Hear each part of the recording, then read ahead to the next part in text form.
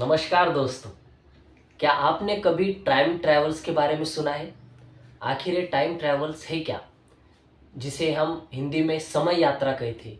आखिर ये मुमकिन है क्या? ये कैसे होता है? आपके मन में कई ऐसे सवाल उठ रहे होंगे और आपने कई पढ़ा होगा, कई नॉवेल्स है, वेब सीरीज़ है, फिल्में बनी है टाइम ट्रैवल्स को लेकर। इसमें कई तरह की कहानियाँ बताई गई हैं। क्या ये मुमकिन है? आइए जानते हैं इस वीडियो में। और कुछ वैज्ञानिकों का क्या दृष्टिकोण है, ये भी इस वीडियो में हम जानेंगे। तो चलिए शुरू करते हैं टाइम ट्रैवल्स। दरअसल दोस्तों, टाइम ट्रैवल्स यानी हम जिस वर्तमान काल में जी रहे हैं, उस वर्तमान काल से हम अपने अतीत में जा सकते हैं या फिर हम अपने भविष्य में जा सकते हैं। इस सफ़र को हम टाइम ट्रैवल्स के नाम से जानते हैं। टाइम ट्रैवल्स में न जाने कितने लोगों ने इसके बारे में लिखा हुआ है। कई फिल्में बनी, कई वेब सीरीज़ा बनी, कई न जाने किसने क्या-क्या लिखा। वैज्ञानिकों ने भी इस पे काफ़ी संक्षिप्त में लिखा हुआ है। अल्बर्ट आइंस्टाइन ने इसके ऊपर सिद्धांत रचा हुआ है। काफ़ी और स्टीवन हॉकिंस जो कि काफ़ी जाने-माने मशहूर साइंटिस्ट है, फिलोसोफर है, उन्होंने भी इस पे काफ़ी लिखा हुआ है। दरअसल टाइम ट्रैवल्स अभी तक तो सिद्धांतों भी अड़ा है, लेकिन जो रियलिटी है उसमें अभी तक वो खरा उतरा नहीं है। 1915 में अल्बर्ट आइंस्टाइन ने एक थ्योरी दी थी। उसका नाम था थ्योरी ऑफ रिलेटिविटी। दरअसल इस थ्योरी में समय और गति के बीच का संबंध इन्होंने उजागर किया है। इस थ्योरी के अनुसार उनका मानना था कि हर जो समय रहता है वो गति के अनुसार बदलता रहता है।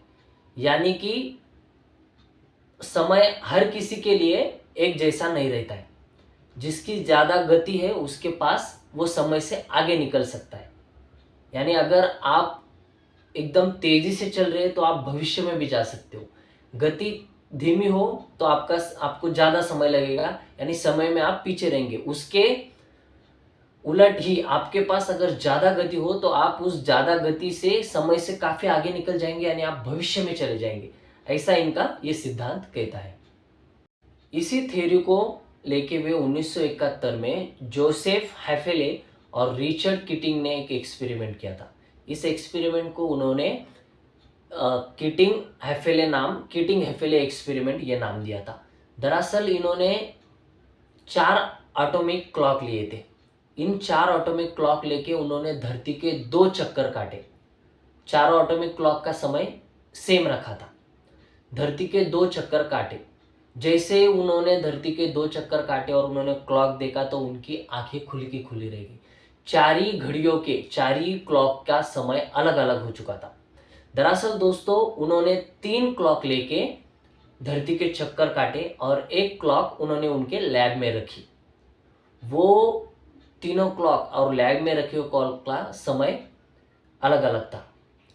इसका मतलब ये था कि जो गति से वो तीनों क्लॉक लेके धरती का चक्कर काट रहे थे, वो क्लॉक भी उस गति के साथ घूम रही थी।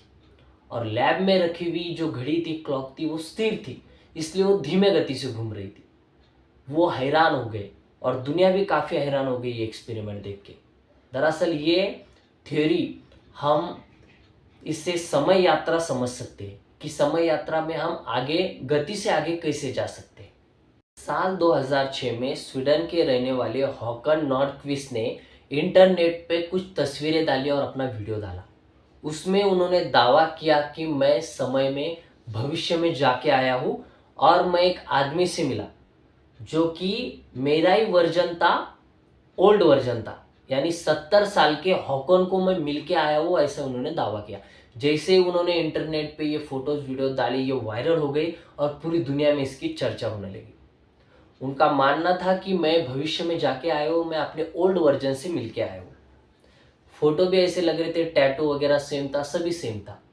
कुछ समय बीत गया, काफ़ी एजेंसी ने इस पे जांच पड़ताल की और आखिर में ये पता चला कि हॉकन ने एक मार्केटिंग एजेंसी के साथ डील की थी और मार्केटिंग एजेंसी की ये स्ट्रैटेजी थी कि उनका जो बिजनेस था वो आगे बढ़े, इसके लिए उन्होंने ये स्ट्रैटेजी रखी थी। दरअसल उनका मानना था मार्केटिंग कंपनी का कि अगर आपने हमारी सेवा का अगर इस्तेमाल किया, हमने जो कहा वो किया, तो आपका भविष्य भी काफ़ी उज्जवल होगा। ये उस मार्केटिंग कंपनी को इसका फ़ायदा हुआ। लेकिन इस समय यात्रा के जो उन्होंने जो दावा किया था उससे काफ़ी हलचल मच गई पूरी दुनिया में। स्टीफन हॉकिंग ने भी दरअसल इस पे बात की है दोस्तों, लेकिन उनका मानना है कि हम अपने अतीत में भी नहीं जा सकते और भविष्य में भी नहीं जा सकते।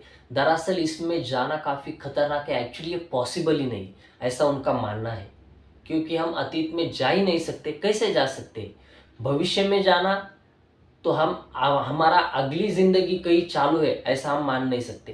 क्योंकि अभी मैं 50 साल का कहीं किसी आगे के समय में जी रहा हूँ, ये पॉसिबल नहीं कि मैं वहाँ जा सकूँ, या मैं भूतकाल में भी अभी जी रहा हूँ कि मैं वहाँ जा सकूँ। दरअसल ये पॉसिबल ही नहीं है दोस्तों। टाइम ट्रैवल्स में एक थ्योरी है वार्म होल।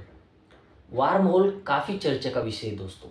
दरअसल वार्म होल हम किसे कहते हैं कि हमारे धरती पे एक होल है और अंतरिक्ष में एक ऐसा होल है जिस होल से हम जिस दो बिंदु है, समझो धरती पे एक बिंदु है और अंतरिक्ष में कहीं एक बिंदु है, और इस बिंदु से एक होल जाता है, जिस होल से हम गए तो हम भविष्य में जा सकते हैं या फिर अतीत में जा सकते हैं, ऐसा मानना है। लेकिन ये पूरा थ्योरेटिकल है, ये सिर्फ एक हम इसे कहानी कह सकते हैं या रचिता कह सकते रची हुई कहानियां कह सकते हैं, लेकिन प्रैक्टिकल ये मुमकिन नहीं है दोस्तों। वार्म होल भी मुमकिन नहीं है, समय यात्रा भी मुमकिन है, ऐसा मेरा मानना है। और काफ़ी वैज्ञानिक भी मानते हैं कि हम भविष्य में भी नहीं जा सकते और हम अपने अतीत में भी नहीं जा सकते।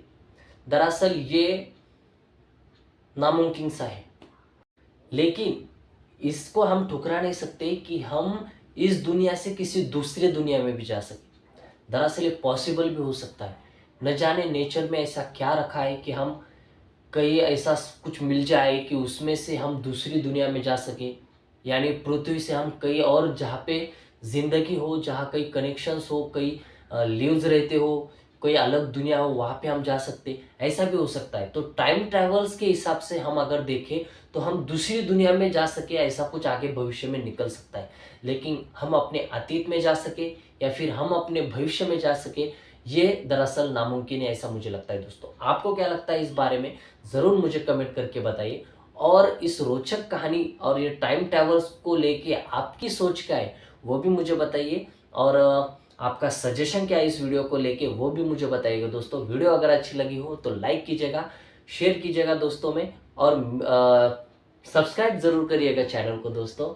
मैं अच्छी वीडियो बना रहा हूँ, आप पूरी वीडियो देख सकते हो मेरे चैनल पे। मैंने शुरुआत ही की है, अच्छी वीडियो बना रहा हूँ दोस्तों। आप चैनल को सब्सक्राइब ज़रूर करिएगा, और मिलते हैं किसी रोचक और दिलचस्प किसी नए वीडियो में। तब तक के लिए धन्यवाद।